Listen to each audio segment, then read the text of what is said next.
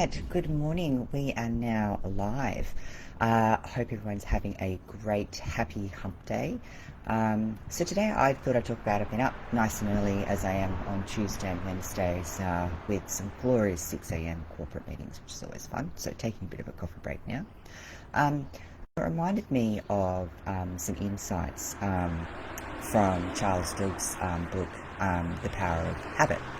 And in that book, he talks about Keystone Habits, which are essentially almost like a super habit, right? Which kind of basically becomes the catalyst to facilitating a lot of other habits that put you on the trajectory to achieving your goals or living your life a little bit differently, right? And in the opening part of the book, he actually talks about a particular lady who on the surface, the Keystone habit looked like quitting smoking, but it was actually something else, and I'll talk about that in a minute. But essentially, this lady was overweight, unhappy, had just had a breakup, a bad breakup. I think she'd also lost her job, was in financial ruin, and all those sorts of things. And while she was travelling to get away, she sort of went on a big trip to try and, escape from what she was going through and a bad breakup. She woke up in Cairo, of all places, and decided to change her life. And it was really that decision that was probably the big change, and then the big catalyst or keystone habit that helped facilitate that was for her to quit smoking. And then apparently within 6 months she had basically improved her health and nutrition habits, started running, lost weight, eating better. She had gone back to study and changed careers, and then also got on top of her finances. And I think within a few years had met someone that became her life partner, and then within 10 years was still doing a lot of those habits and basically living her version of success and enjoying it, right? And was also doing things like marathons and all sorts of things. So she went from basically being inactive to becoming an athlete and also a high performer in many areas of her life. So the reason I bring that up this morning is because a keystone habit that's often overlooked is actually just what you do in the first, say, 30 to 40 minutes when you wake up in the morning. So one of the things, I guess, here are some tips around, how you could potentially just change those precious minutes in the morning before you get absorbed into the day-to-day and solve those problems, essentially, right? And particularly if you're trying to make a change or to work towards keeping cadence towards whatever your goals are, even if they're health and fitness or maybe they're broader performance goals, whatever. And so the first tip is don't, which is ironic, right? Because I'm doing something on social media now. But the first one, as soon as you wake up, is don't grab your phone. Don't look at those emails, and I've been guilty of doing that in the past for work, or don't look at social media or your messages or anything like that. Just leave your phone where it is, and preferably, if you've thought about it the night before, you've actually put your phone in a different room. It's not even in your room, and you've got some sort of other form of alarm if that's what you need to get up.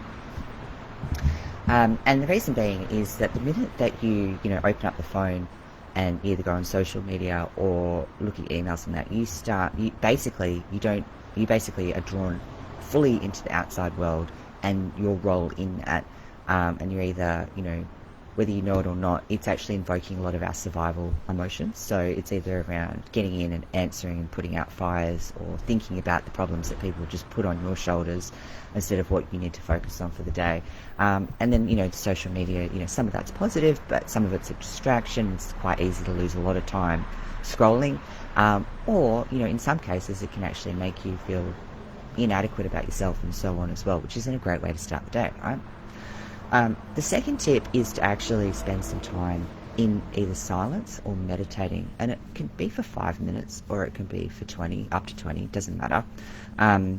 And I found this one personally, I basically spend only 15 minutes in the morning listening to just music, meditation music, and I close my eyes and I allow myself to just be. So sometimes that means I'll visualize either what my day's going to look like, or a longer term goal, or a 3-month or maybe a 3-year goal, right? Or even 10 years. Other times I'll just focus on my breathing. Other times, I'll just allow other thoughts to come in, because I might have woken up and, I've primed my mind to think about or solve a problem, and when my brain's fresh, it's like, hey, what if we do this? So, I just allow that to happen. I don't put any constraints on it, and I don't try and force it. And sometimes, it's great, and other times it's a bit of a struggle, but I keep doing it anyway, and I found that's been a huge enabler for me.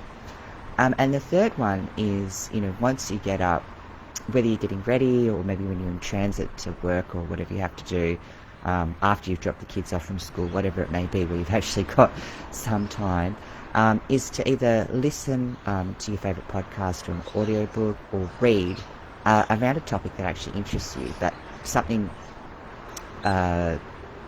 more so that actually helps you, get new ideas, right?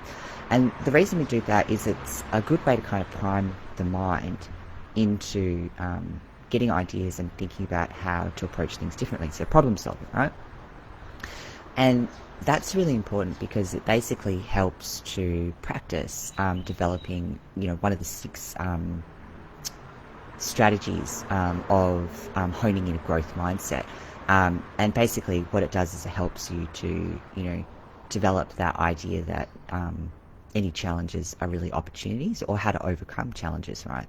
And that's a really critical skill in terms of actually keeping cadence to any of your goals, because you're going to come up with challenges, right? And our ability to deal with that and overcome them and just keep doing things in spite of them is what's going to keep you going. So I hope those 3 tips helped. I mean, obviously, you're all going to be slightly different, and different things are going to work for you. I mean, you've got Tony Robbins with his hour of power, which includes 20 minutes of exercise and so on.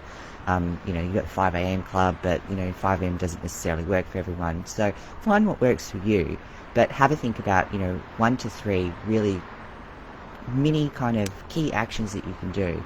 And you'll be amazed at how much that actually really changes the trajectory of your day and how you feel about your day, and how you frame up things.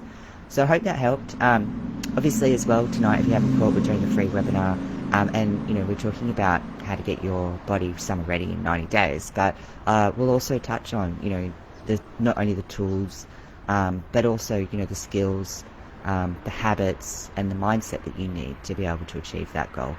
And then not only that, but how to sustain that afterwards as well. So make sure you've registered for that webinar. There's also a prize draw as well, so have a look at some of the other posts and make sure you get registered, or reach out to Jay and she'll get you signed up. Right, have a great Wednesday, and hopefully I'll see you tonight. Cheers.